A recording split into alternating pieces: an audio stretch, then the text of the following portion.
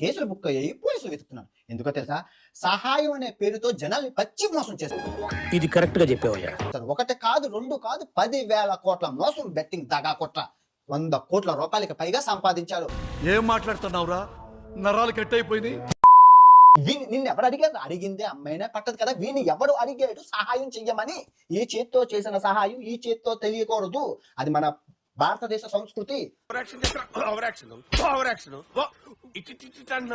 మహేష్ బాబు గారు కొన్ని 100 పిల్లలకి గుండె సర్జరీ చేశారు. ఎవరికైనా తెలుసా? మీకు ఎవరికైనా తెలుసా? కొన్ని 2021లో మీకు చెప్పాను, 2022లో మీకు చెప్పాను, ఆయనకి చెప్పాను, 2023లో మీకు చెప్పాను, ఆయనకి చెప్పాను, 2024లో మీకు చెప్పాను, ఆయనకి చెప్పాను, 2025లో ఆయనకి చెప్పి లాస్ట్ అరే తుప్పా చదవా చేయలేదు. నా దగ్గర డబ్బు ఉంది, ఏదైనా చేయగలను అహంకారంతో వెరవిగలను.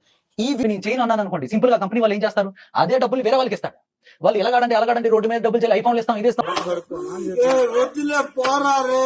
నేను ఏమైనా యాప్ ని, బెట్టింగ్ యాప్ ని ప్రమోట్ చేశానని హోల్ హార్టెడ్ గా చెప్పండి. అంటే ఇందులో గెలిచే అవకాశం ఇప్పుడు మీ